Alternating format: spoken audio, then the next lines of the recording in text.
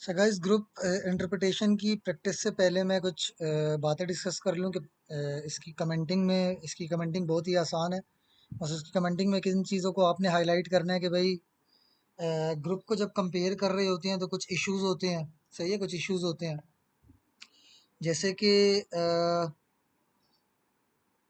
Fact है कि parent और सब्सिडरीज जितनी भी हैं वो सारी डिफरेंट डिफरेंट मार्केट्स में ऑपरेट कर रही होंगी। पॉसिबिलिटी यही है, इनके डिफरेंट डिफरेंट मार्जिनस होंगे। डिफरेंट डिफरेंट जब ये मार्केट्स में ऑपरेट कर रही हैं, डिफरेंट डिफरेंट प्रोडक्ट्स हैं, तो ऑपरेटिंग एक्सपेंसेस भी डिफरेंट होंगे, इनमें इन्वेस्टमेंट्स, इनकी ऑब्लिगेशंस भी डिफरेंट होंगी। इन चीज़ों को माइंड में रखने से ये कमेंट करते वक्त तो बस इन्हीं बातों को हाईलाइट करेंगे कमेंटिंग में, और क्या होगा इसमें। बाकी तो देखो ना, हर कंपनी की अपनी सिंगल फाइनेंशियल स्टेटमेंट की इंटरप्रिटेशन तो वैसे भी हुई हुई होगी।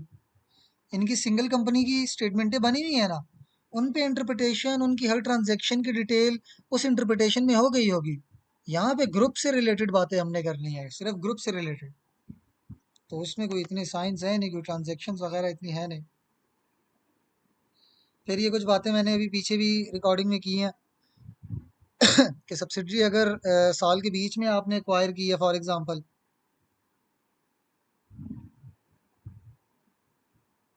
साल के बीच में, तो ईयर एंड पे जो ग्रुप स्टेटमेंट बनेगी उसमें सब्सिडरी पी एंड एल सिर्फ 6 मई आएगी। हालांकि ईयर एंड पे कंट्रोल तो एग्जिस्ट कर रहा होगा ना, तो एस एफ पी तो पूरी पूरी कंसोलिडेट होगी।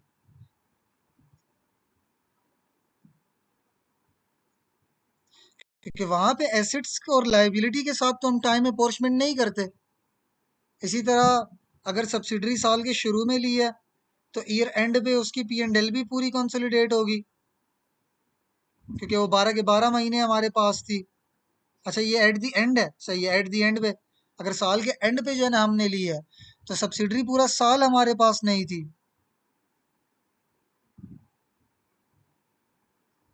सही है, पी एंड एल कंसोलिडेट नहीं करनी, बट कंट्रोल एग्जिस्ट कर रहे हैं तो एस एफ पी कंसोलिडेट होगी।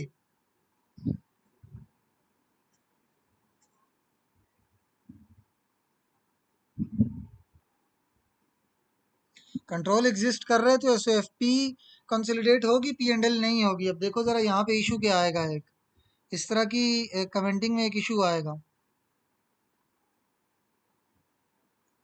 कि बिल्कुल एट द एंड खरीदे है ना सब्सिडरी को, तो पी एंड एल में तो सब्सिडरी नहीं ऐड होगी। सही है, पी एंड एल में सब्सिडरी ऐड नहीं होगी, बट एस एफ पी में तो होगी, क्योंकि कंट्रोल एग्जिस्ट कर रहा है।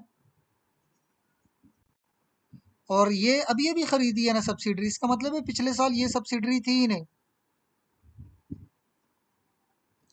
तो इन दोनों सालों को कंपेयर करना, देखो जरा, पी एंड एल में तो वो इस साल भी नहीं है, पिछले साल भी नहीं थी, तो ये तो कंपेयर हो सकता है। बट एस एफ पी में तो इस साल वो है और पिछले साल नहीं थी, ये नहीं कंपेयर हो सकते। देखो, previous year subsidiary was not included, पिछले साल सब्सिडरी नहीं थी, क्योंकि वो खरीदी कब है, अभी ईयर एंड पे। डिस्पोजल ऑफ सब्सिडरी पे मैं बात कर चुका हूँ। जिस तरह ये खरीदी है इसी तरह बेचते भी हैं हम लोग। तो अगर साल के बीच में कहीं पे भी खरीदी है सब्सिडरी, तो पी एंड एल तो बेची है अगर सब्सिडरी, तो पी एंड एल वहीं तक कंसोलिडेट होगी जब तक वो सब्सिडरी हमारे पास थी। और ईयर एंड पे कोई उसका कंट्रोल नहीं है ना हमारे पास, क्योंकि सब्सिडरी बेच दी है, तो एस एफ पी में तो वो कंसोलिडेट नहीं हो सकती। इसी तरह जब सब्सिडरी बेच देते हैं तो गेन या लॉस ऑन डिस्पोजल भी आता है, इसको भी जेन में रखना। कोई बेचते वक्त कोई खर्चा आया हो, ये भी आते हैं। तो इंटरप्रिटेशन में बस यही बातें चल रही होंगी, इन बातों को जहन में रखना कि अगर ईयर एंड पे सब्सिडरी नहीं है तो उस पर कंट्रोल नहीं है, तो एस ओ एफ पी नहीं कंसोलिडेट होगी, बट पी एंड एल वहाँ तक कंसोलिडेट होगी जहाँ तक वो सब्सिडरी हमारे पास थी।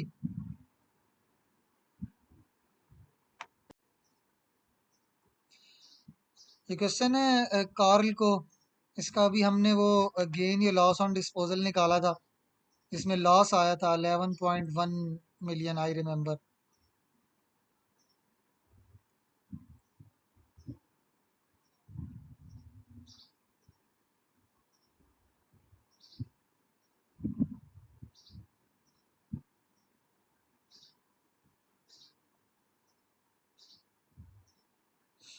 सही है। और ये लॉस इसने बताया है कि हमने लिखा हुआ है कहीं पे।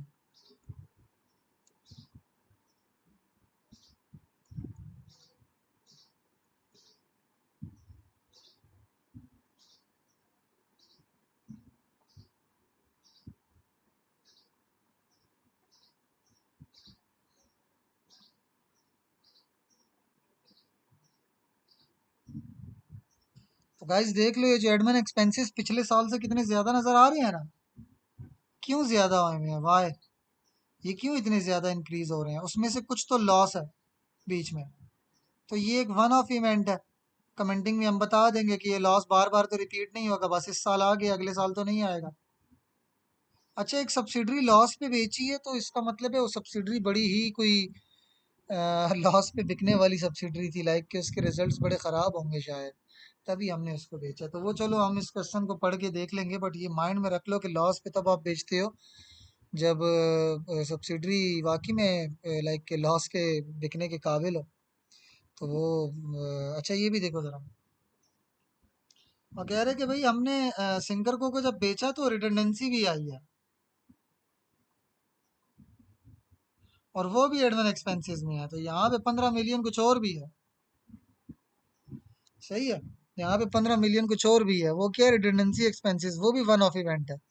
तो ये तो दो बड़े खर्चे वन ऑफ इवेंट है, इनको हटा दे तो हमारी तो एडमिन एक्सपेंसेस काफ़ी बेहतर हो सकती हैं। फिर वो एडमिन एक्सपेंसेस नज़र आएंगे हमें जो इस साल वाकई में खर्चे लगे हैं, तो फिर वो ज़्यादा बेहतर है उन पे कमेंट करना। इन पे हम क्या कमेंट करेंगे? अब अगर हम ओवरऑल 45 मिलियन को बोल दें कि भाई ये बड़े ज़्यादा खर्चे हैं, और भाई क्यों ज़्यादा खर्चे हैं इसको भी तो हाईलाइट करेंगे ना, कि इसमें दो मेजर एक्सपेंसेस आए हैं जो सिर्फ इस साल हैं, वैसे नहीं होते वो। अच्छा, ज़रा ये रिक्वायरमेंट पढ़ते हैं और फिर इसका आंसर ड्राफ्ट करने की कोशिश करते हैं। नेक्स्ट में वो कह रहा है कि भाई based on financial statement provided calculate following ratios, दोनों सालों के। सही है, दोनों सालों के। और ये 5 रेशोज हैं 2 सालों के, 5 रेशोज निकालने हैं। और मैक्सिमम 5 नंबर वो कह रहे हैं मैं आपको कैलकुलेशन की दूंगा, ओके। तो बाकी 8 नंबर किस चीज़ के दे रहे हैं? Comment on performance and position भी। परफॉर्मेंस और पोजीशन पे बात करने के लिए वो आपको 8 नंबर दे रहा है। और सिंकर को हमने बेचा है, तो कंपेरेबिलिटी करते वक्त आपको क्या क्या दिक्कत आई है, मुसीबत आई है, उस पर भी 3 मार्क्स का लिखना है। तो कह लो कि ओवरऑल कमेंटिंग का 8 नंबर तो ये है, और 3 नंबर ये हैं। तो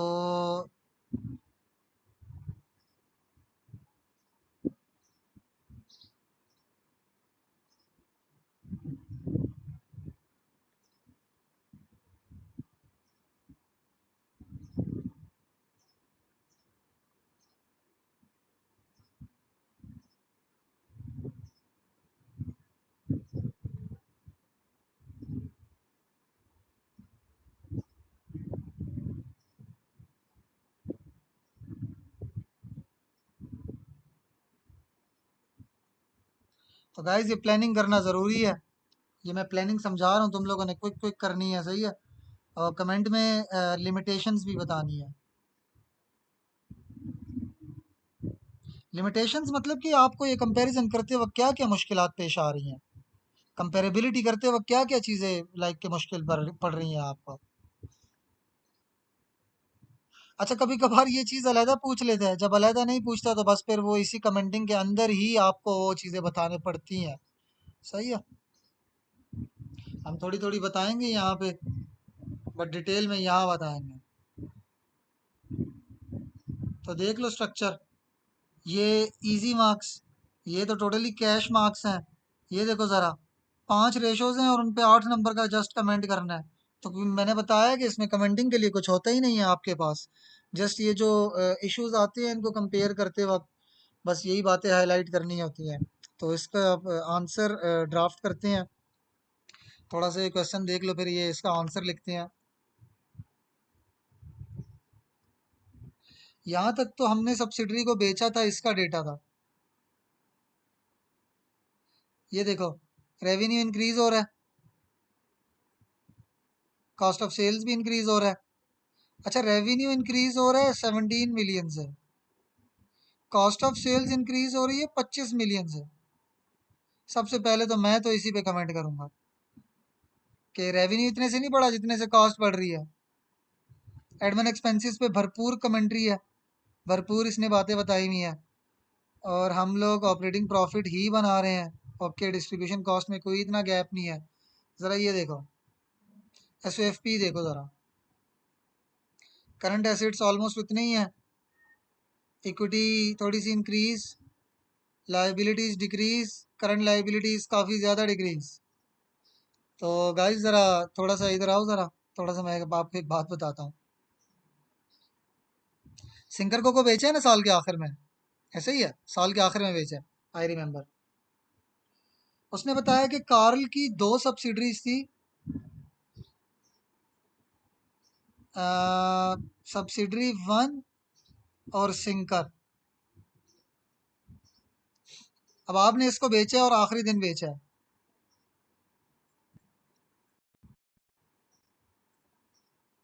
तो कमेंट करने से पहले ये बात अपने जहन में ले आना, साल के एंड पे इसको बेचा है ना, ये बिल्कुल साल के एंड तक हमारे पास थी।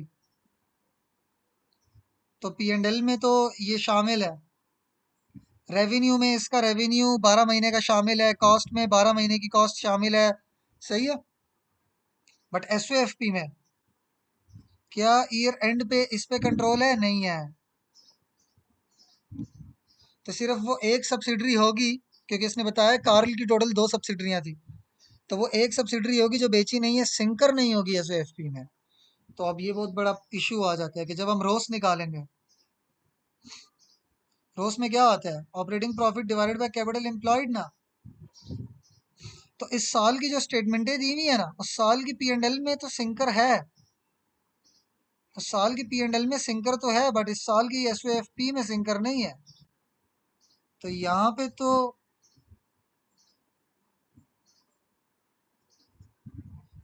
प्रॉफिट में तो सिंकर है, क्योंकि वो 12 के 12 महीने हमारे पास था, but S O F P में वो नहीं है, एस ओ एफ पी में सिंकर नहीं है। तो इस साल का जो रोस आएगा, वो पिछले साल के रोस के साथ आप कंपेयर नहीं कर सकते। ये बात अपने जहन में डाल लो सारे, ये बात समझ जाओ, क्योंकि लास्ट ईयर सिंकर था ना, लास्ट ईयर सिंकर था, पूरा साल था।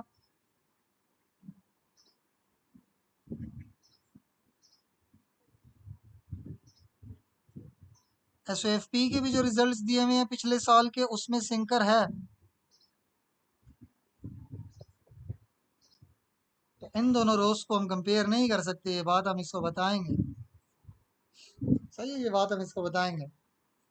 पी एंड एल में सिंकर है, मौजूद है, क्योंकि वो 12 के 12 महीने हमारे पास था, but S O F P में वो इस साल मौजूद नहीं है, क्योंकि ईयर एंड में हमारे पास कंट्रोल ही नहीं था। तो जब सिंकर इस साल एस ओ एफ पी में नहीं है, तो गौर से देखो, इस एस ओ एफ पी में सिंकर नहीं है गाइस, इस साल सिंकर नहीं है। तो ये देखो, करंट लाइबिलिटीज कितनी कम हो गई हैं, नॉन करंट लाइबिलिटीज कितनी कम हो गई हैं। बात समझ आई नहीं आई है? तो सिंकर के जाने से तो हमें तो फ़ायदा हो गया है। ये देखो, लाइबिलिटीज कम हो गई हैं, इक्विटी ज़्यादा हुई है, करंट एसिड्स थोड़े से कम हो गए हैं। क्यों कम हुए हैं ये भी पता लग जाएगा, शायद सिंकर की इन्वेंट्री ज़्यादा हो, सिंकर के जाने से इन्वेंट्री कम हुई है, तो ओवरऑल भी इन्वेंट्री कम आई है। क्या कह रहे, ज़रा ये नीचे बुलेट नंबर 2 पढ़ो ज़रा। सेल्स ऑफ सिंकर को represents 14% of total group sales. ये जो टोटल सेल्स है ना, इसमें सिर्फ 14% सिंकर की है, बाकी किसकी है, बाकी कंपनीज की। देखो, ग्रुप में है कार्ल, एक और सब्सिडरी, और सिंकर। ये जब 14% रेवेन्यू दे रही है, इसका मतलब है ये दोनों 86% रेवेन्यू दे रहे हैं। तो ये तो बड़ी कम रेवेन्यू देने वाली हमारी सब्सिडरी है। तो सही किया हमने इसको बेच दिया, सही है, सही किया हमने इसको बेच दिया। और क्या कह रहा है, इस साल के मार्च में सिंकर के काफ़ी अच्छे कस्टमर, सिग्निफिकेंट कस्टमर्स चले गए और उसकी वजह से रिडंडेंसी भी करने पड़ी सिंकर को।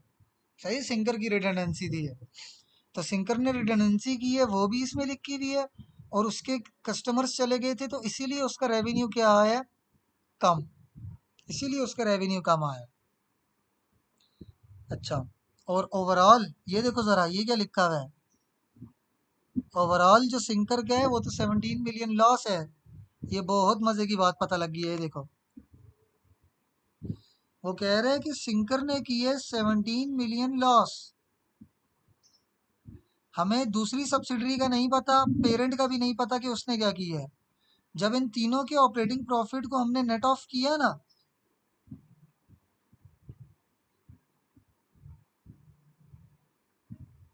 जब इन तीनों के नेट प्रॉफिट और लॉस को हमने नेट ऑफ किया, तो वो ओवरऑल क्या आ रहा है, प्रॉफिट। मतलब इन दोनों का प्रॉफिट ओवरऑल कितना था,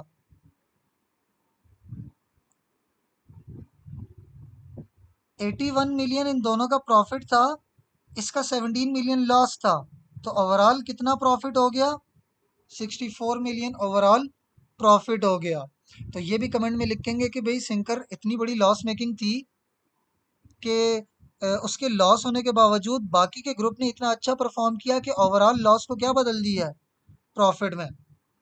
तो सिंकर हद दर्जे का लाइक के लॉस मेकिंग सब्सिडरी थी, इसीलिए वो बिकी भी लॉस पे ही है। क्योंकि वो बिल्कुल आखिरी साल में भी हमें बहुत ह्यूज किस्म का लॉस है, उसने बिकते हुए भी लॉस दी है। तो सिंकर बहुत ही लॉस मेकिंग थी, सही है। तो ये इसमें 8 नंबर का उसने बोला था ना, कमेंट करो 8 नंबर का। तो बहुत ज़्यादा कमेंट करने के लिए है इसमें, सही है, 8 नंबर बहुत कम है। तो कमेंटिंग में स्टार्ट करता हूँ। ये इनका ग्रॉस प्रॉफिट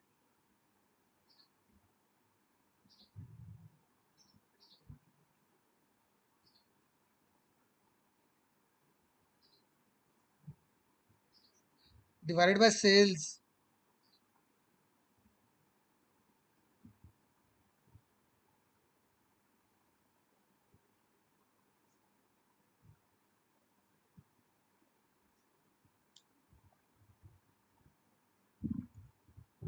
ये है इनके operating profit divided by sales.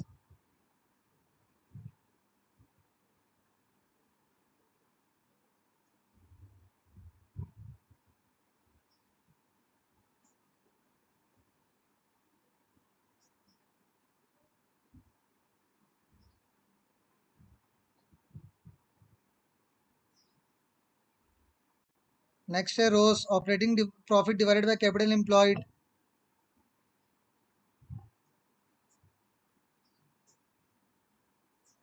Capital employed equity plus debt ले लो।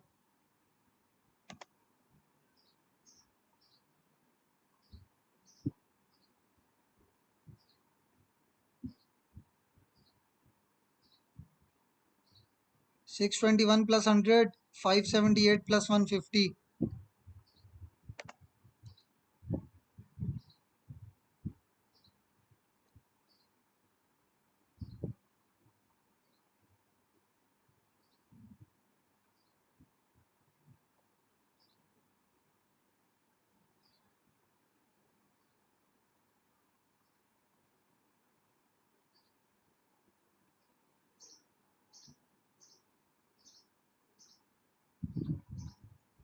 ये 621 है,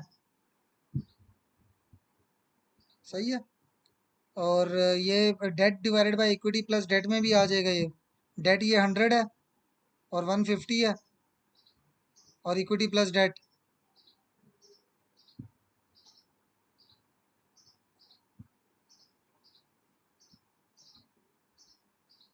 और current assets divided by current liabilities, current ratio आ जाएगा।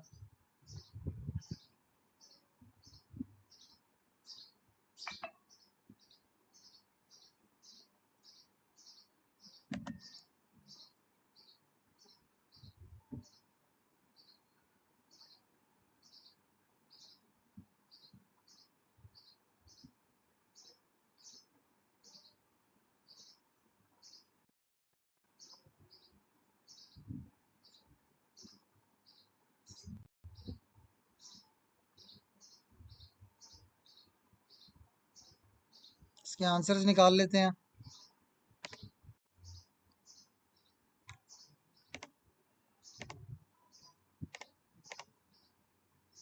गाइस पिछले साल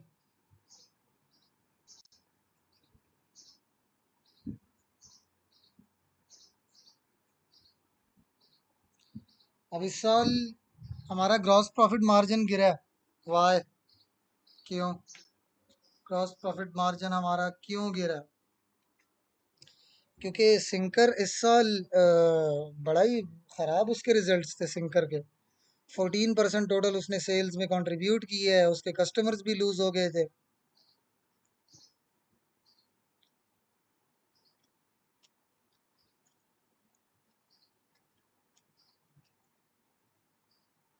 ऑपरेटिंग प्रॉफिट गिरे क्यों? क्योंकि इस साल लॉस ऑन डिस्पोजल भी था।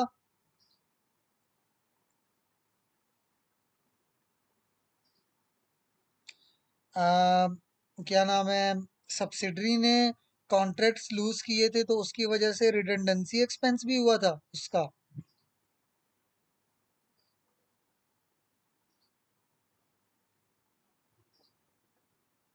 इसीलिए हमारा ऑपरेटिंग प्रॉफिट इस साल बहुत ज़्यादा गिरा है। ये इस साल ये खर्चे हुए थे अच्छा एक्सेट में। रोज भी गिरा है। रोज क्यों गिरा है? देखो, मैंने अभी बताया था थोड़ी देर पहले कि ऑपरेटिंग प्रॉफिट में सब्सिडरी जो है वो है, मतलब लाइक कि लॉस मेकिंग है ना, बेशक वो जो सब्सिडरी थी वो लॉस मेकिंग थी।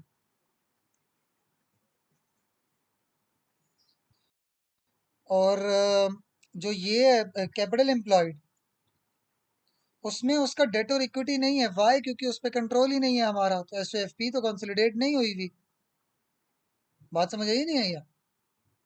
अब पिछले साल वो थी, पिछले साल उसका ऑपरेटिंग प्रॉफिट भी था, कैपिटल एम्प्लॉयड भी था। इस साल नहीं है। फिर इसी तरह करंट रेशो देखो, एस एफ पी में तो वो है ही नहीं ना।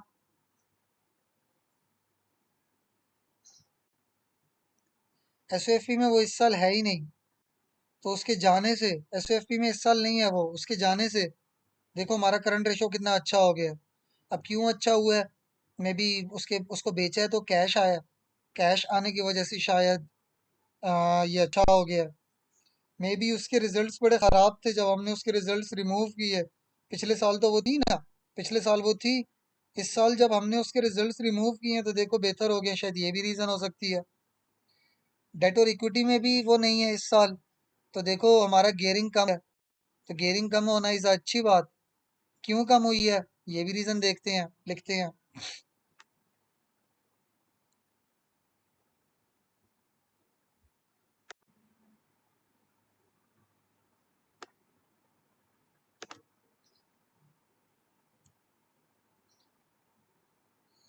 तो ग्रॉस प्रॉफिट मार्जिन गिरा है ग्रुप का। सही है, ग्रॉस प्रॉफिट मार्जिन गिरा है। हालांकि रेवेन्यू तो इंक्रीज हुआ है, फिर भी ग्रॉस प्रॉफिट मार्जिन गिरा है।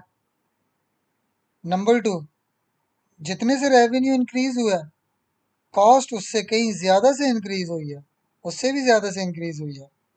तो ये भी वजह होती है जीपी गिरने की। जितने से रेवेन्यू इंक्रीज हुआ हो, अगर कॉस्ट उससे भी ज़्यादा से इंक्रीज हो जाए तो ओवरऑल जीपी मार्जिन गिर जाता है पिछले साल के बनस्पत, पिछले साल के comparative.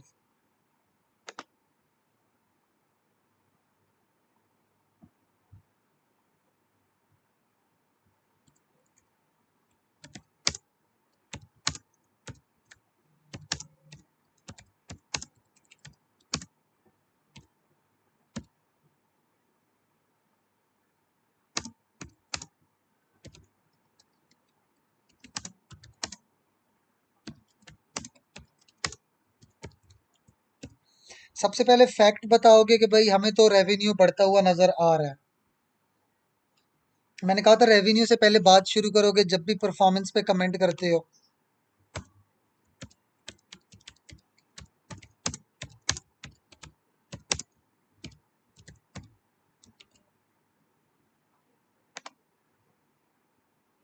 Revenue for Carl Group seems to be increased in year ended X8 as it was $272 million in 20x7 and has increased to कितना million 289 million in 20x8. सबसे ज़बरदस्त इंट्रोडक्शन क्वेश्चन को स्टार्ट करने का यही है। सही है कि आप जो फैक्ट है सामने बता दो। It seems that Carl group has made better sales in the year ended 20x8. However, its wholly owned subsidiary lost contracts with significant customer. अच्छा, ये कॉन्ट्रैक्ट कब लूज हुआ था जरा ये देखो। मार्च X8 में, और हम लोग दिसंबर X8 में हैं। तो साल के शुरू में ये कॉन्ट्रैक्ट लूज हो गया था कि काश ये कस्टमर पूरा साल हमारे पास रहता, आखिर में चला जाता बेशक, तो सारा साल तो हम इससे कुछ अर्न कर लेते ना, बट वो साल के शुरू में ही चला गया।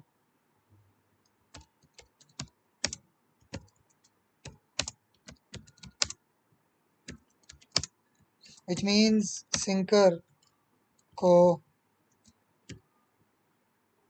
और it's only own subsidiary sinker को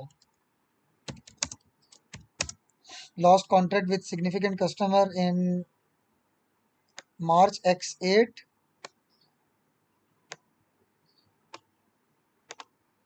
which means Syncarco was unable to earn much revenue from that customer in 20x8.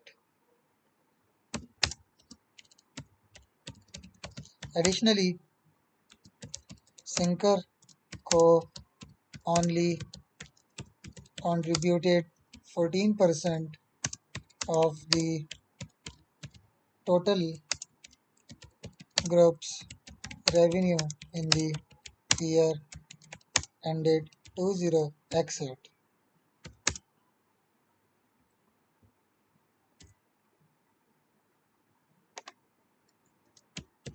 Which means other entities in the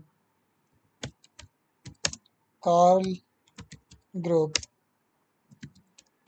and much of the group's revenue and were able to increase overall group revenue. देखो अभी तो मैंने दो points लिखे हैं। एक तो मैंने बताया कि भाई वो how ever its wholly owned subsidiary, like इस ग्रुप की जो एक सब्सिडरी थी उसका कॉन्ट्रैक्ट लूज हुआ, ये भी मैंने बताया कि भाई उससे भी रेवेन्यू इम्पैक्ट होता है। और एडिशनली वो जो सब्सिडरी थी वो सिर्फ माइनर सा रेवेन्यू कंट्रीब्यूट कर रही थी, तो इसका मतलब है कि बाकी जो एंटिटीज थी उन्होंने ज़्यादा से ज़्यादा रेवेन्यू कंट्रीब्यूट किया इस साल। सही है। तो अब जीपी पे बात करते हैं, यहीं से जीपी पे ले जाते हैं।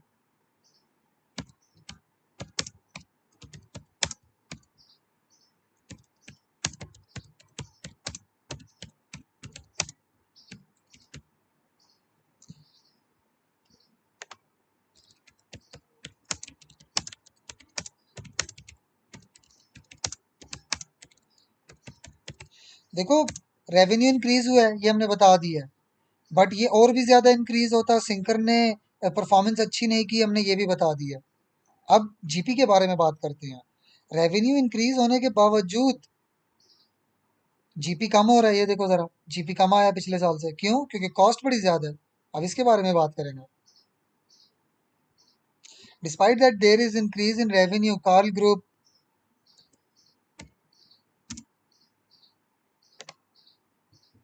Gross profit margin seems to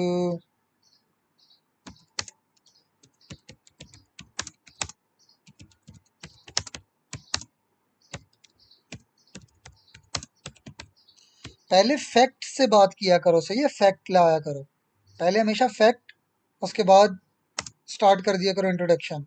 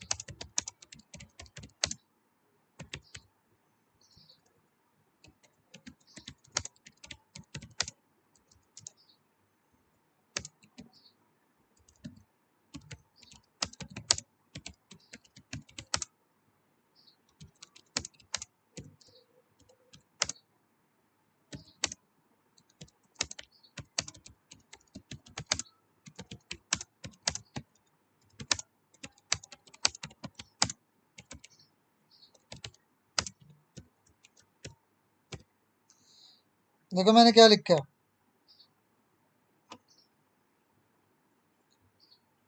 यहां तक तो इंट्रोडक्शन था। अब रीजन देखो जरा। The decline in GPM is not due to decline in revenue. Gross profit margin में जो डिक्लाइन आया है वो रेवेन्यू की वजह से नहीं आया। क्यों? क्योंकि रेवेन्यू तो इनफैक्ट इंक्रीज हुआ है। रेवेन्यू इंक्रीज हुआ है ना गाइस। पर ये नहीं बोल सकते कि रेवेन्यू की वजह से जीपीएम खराब हुआ है। बात समझ आई नहीं आई है? तो रेवेन्यू की वजह से revenue in reality has increase. तो whereas it is due to increased cost of sales. सही है। Whereas decline in GPM is mainly due to increased cost of sales in the year ended 20x8, as it can be seen that increase in revenue is not as much as the increase in cost of sales, which is the reason for decline in GP margin. बस जो gross profit का number है वो मिल गया, इससे ज्यादा नहीं लिखो। क्यों? क्योंकि 8 नंबर है सिर्फ, और लिखने के लिए बेतहाशा बातें हैं।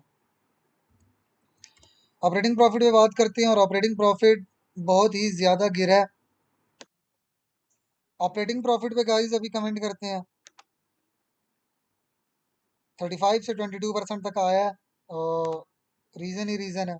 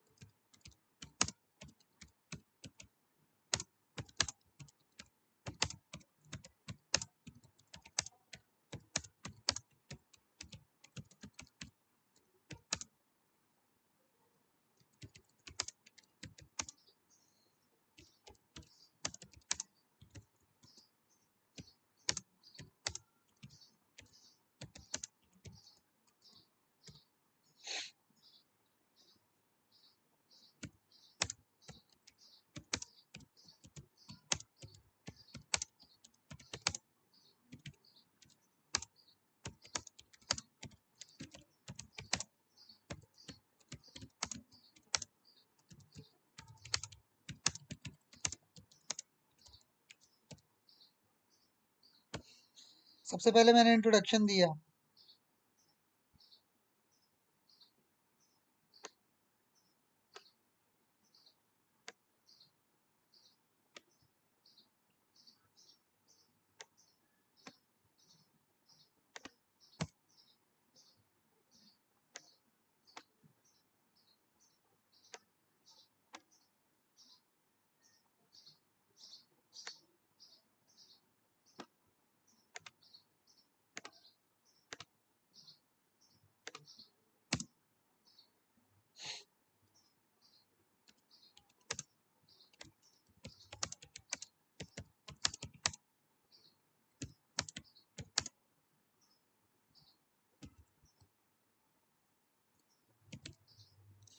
Is due to increased administrative expenses in 20x8। ज़रा एडमिन एक्सपेंसेस देखे थे? कुछ याद है? एडमिन एक्सपेंसेस डबल हुए थे, मैंने दिखाए थे डबल हुए हैं ये देखो ज़रा, 23 से 45। सही है, बाकी और कोई डिस्ट्रीब्यूशन कॉस्ट में कोई इतना मसला नहीं है। तो ये देखो,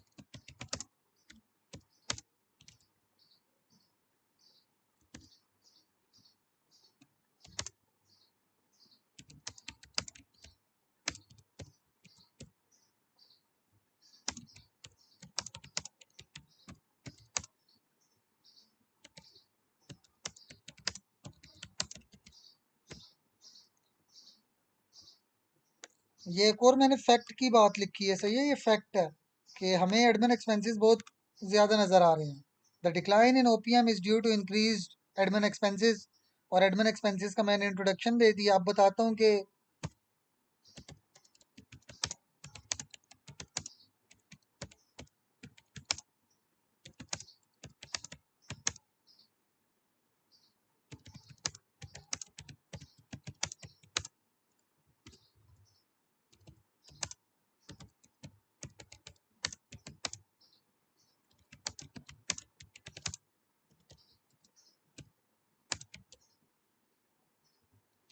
loss on disposal of Sinker को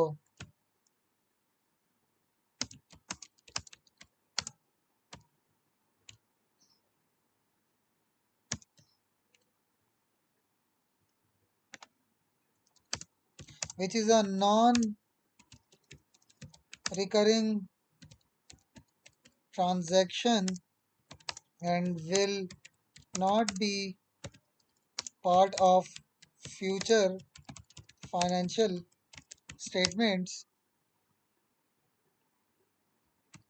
So if, which means Carl Group operating profits might increase in future as well as currently if the loss on disposal removed from administrative expenses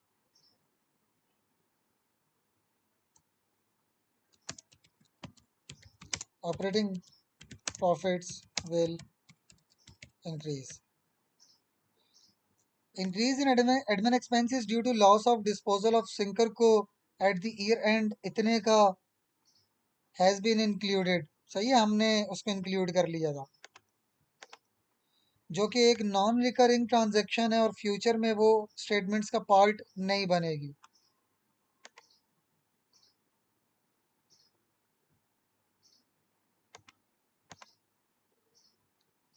और इसका मतलब ये है कि अगर हम सब्सिडरी के इस लॉस को हटा दें तो फ्यूचर में भी और आज भी कार्ल ग्रुप का ऑपरेटिंग प्रॉफिट इंक्रीज हो सकता है।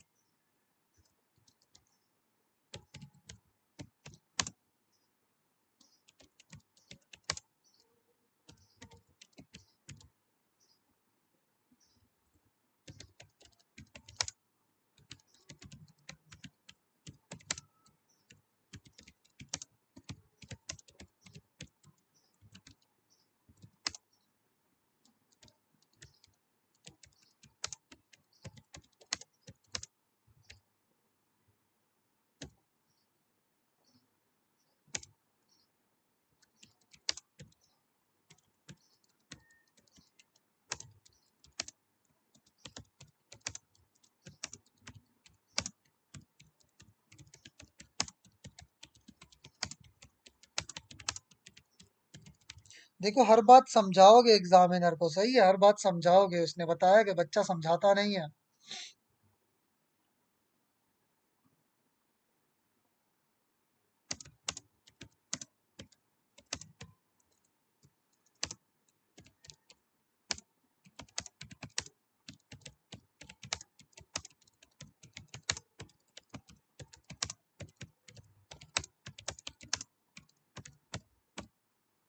सही है, तो इस बात को भी थोड़ा सा हाईलाइट करोगे इधर कि रिडंडेंसी एक्सपेंसेस भी हैं। रोस रोस तो डायरेक्टली कंपेरेबल है ही नहीं, पी एंड एल तो चलो फिर भी कंपेरेबल थी, रोस में कैपिटल एम्प्लॉयड होता है और इसका कैपिटल एम्प्लॉयड डायरेक्टली कंपेरेबल नहीं है। बस इस बात को लिख दो बीच में, तो यही आपका आंसर है। कितना आया था इनका रोस? रोस भी डिक्रीज हो रहा है।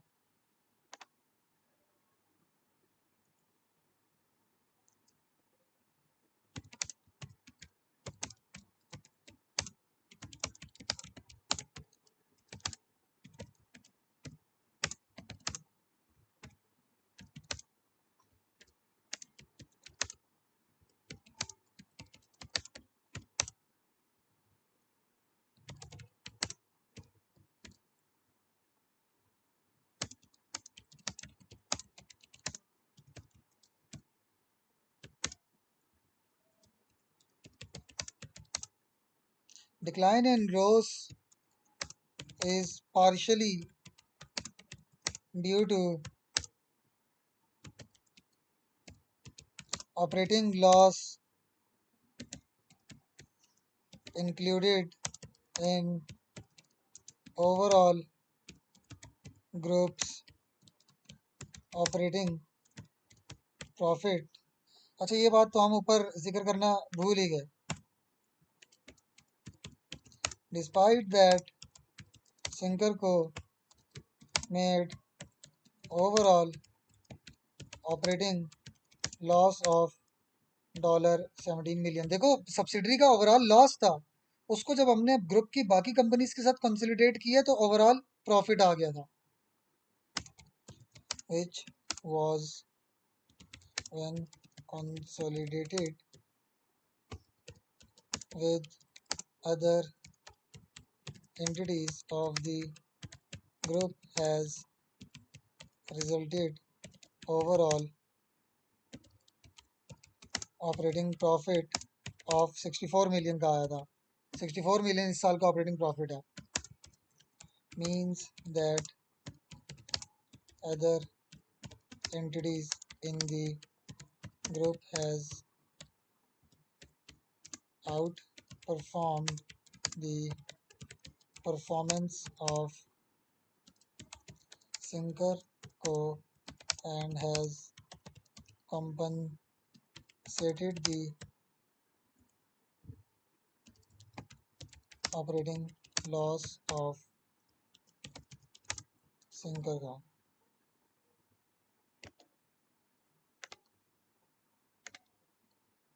तो रोस में ये बात कह देंगे कि जो रोस हमारा गिरा है is partially due to operating loss of Sinker Co included in overall group's operating profit resulted in lower operating profit as well as ROCE. सही है कि ऑपरेटिंग प्रॉफिट जो रोस गिर रहा है वो ऑपरेटिंग प्रॉफिट की वजह से गिर रहा है, क्योंकि ऑपरेटिंग प्रॉफिट बहुत ज़्यादा गिरा है। ये देखो, ऑपरेटिंग प्रॉफिट बहुत ज़्यादा गिरा था, उसकी वजह से रोस भी गिरेगा, ये हमने हाईलाइट कर दिया।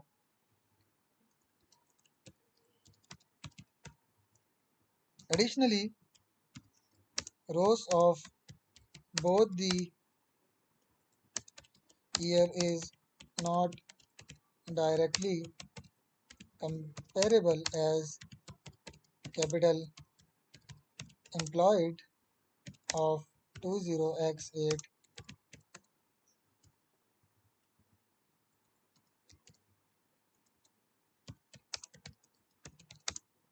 include sinker cost capital employed, whereas in 20x7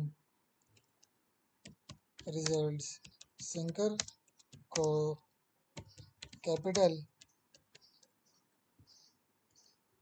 employed has been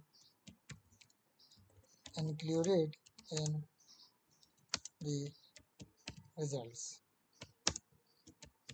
which means the capital employed of both the years are not comparable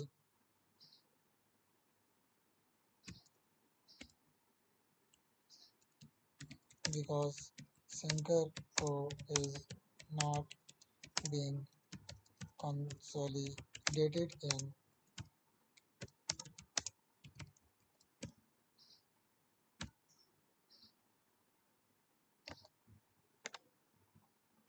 अब हमने बोल दिया कि भाई कैपिटल एम्प्लॉयड तो इनके बराबर नहीं है, बस किस्सा खत्म यहीं पे। इसके अलावा हमने कमेंट करना है उसके करंट रेशो और गेयरिंग पे। तो गेयरिंग तो इसकी बेहतर हो रही है, सही है, गेयरिंग इसकी बेहतर हो रही है। क्यों बेहतर हो रही है? क्योंकि सिंकर के जाने से सिंकर के जाने से देखो, नॉन करंट लाइबिलिटियाँ कम तो तब भी गेयरिंग बेहतर होती है, और इक्विटी ज़्यादा तब भी गेयरिंग बेहतर होती है, सही है। और करंट रेशियो इसका क्यों बेहतर हो रहा है? क्योंकि एक तो इसको बेचने पे ग्रुप के पास आए हैं पैसे, बट ओवरऑल तो करंट एसेट्स तो ज़्यादा नहीं, कम हो रहे हैं। तो वो पैसे आने के बावजूद करंट एसेट कम है, तो ये देखो करंट लाइबिलिटियाँ बहुत कम हुई हैं, तब हमारा करंट रेशियो बहुत अच्छा आया है। तो ये बोल दो कि सिंकर की करंट लाइबिलिटीज़ भी बड़ी ज़्यादा थी, नॉन करंट लाइबिलिटीज़ भी ज़्यादा थी। वो जाने के बाद गेयरिंग रेशियो भी बेहतर हो गया, करंट रेशियो भी बेहतर हो गया। क्यों? क्योंकि करंट लाइबिलिटीज़ और नॉन करंट लाइबिलिटीज़ दोनों कम हो जाएंगी। जब ये दोनों कम होती हैं, करंट लाइबिलिटीज़ कम तो करंट रेशियो बेहतर, नॉन करंट लाइबिलिटीज़ कम तो गेयरिंग रेशियो बेहतर।